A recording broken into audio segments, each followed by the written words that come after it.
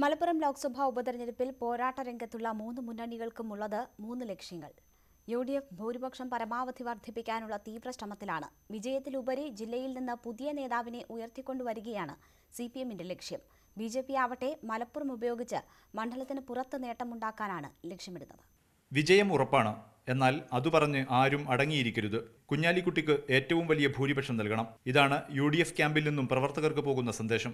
E അഹമ്മദിന് കഴിഞ്ഞ തവണ ലഭിച്ച 1,94,000 പരം വോട്ടിന്റെ ഭൂരിപക്ഷം കുഞ്ഞാലിക്കുട്ടിക്ക് മറികടന്നേ പറ്റൂ. തന്റെ സ്വാധീനം ഉപയോഗിച്ച് ചെറുപാർട്ടികളെ മത്സരത്തിൽ നിന്ന് മാറ്റി നിർത്താൻ കുഞ്ഞാലിക്കുട്ടിക്ക് കഴിഞ്ഞു. സമുദായ സംഘടനാ നേതാക്കന്മാരുമായുള്ള നേരിയ പിണക്കം പോലും പറഞ്ഞു തീർക്കാനുള്ള ശ്രമം കുഞ്ഞാലിക്കുട്ടി ക്യാമ്പിൽ നിന്ന് പുരോഗമിക്കുന്നു. അതേസമയം മലപ്പുറത്തുനിന്ന് പാർട്ടിക്ക് സ്വന്തമായൊരു പുതിയ നേതാവിനെ ഉയർത്തിക്കൊണ്ടുവരികയാണ് സിപിഎമ്മിന്റെ ലക്ഷ്യം. പാലൊളിക്ക് ശേഷം സിപിഎമ്മിൽ നിന്ന് ഉയർന്നു വന്ന ന്യൂനപക്ഷ വിഭാഗത്തിൽപ്പെട്ട ഒരു നേതാവ് മലപ്പുറത്തില്ല. എം ബി ഫൈസൽ എന്ന ക്ലീൻ ഇമേജുള്ള നേതാവിനെ ഉയർത്തിക്കൊണ്ടുവരികയെന്ന ലക്ഷ്യമാണ് സിപിഎമ്മിനുള്ളത്. എന്നാൽ കഴിഞ്ഞ തവണ പി കെ സൈനബിക്ക് ലഭിച്ച 2,42,884 വോട്ട് സിപിഎമ്മിന് ഇത്തവണ വർദ്ധിപ്പിച്ചേ മതിയാവൂ.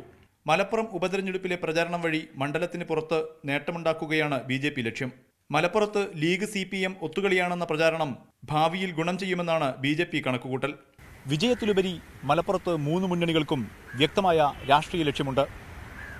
ഈ ലക്ഷ്യപൂർത്തീകരണത്തിന് വേണ്ടിയുള്ള മത്സരമാണ് ലോക്സഭാ ഉപതെരഞ്ഞെടുപ്പിൽ മലപ്പുറത്ത് നടക്കുന്നത്. മലപ്പുറത്തു നിന്നും മുഹമ്മദ് ഷഹീദ്, ന്യൂസ് 18.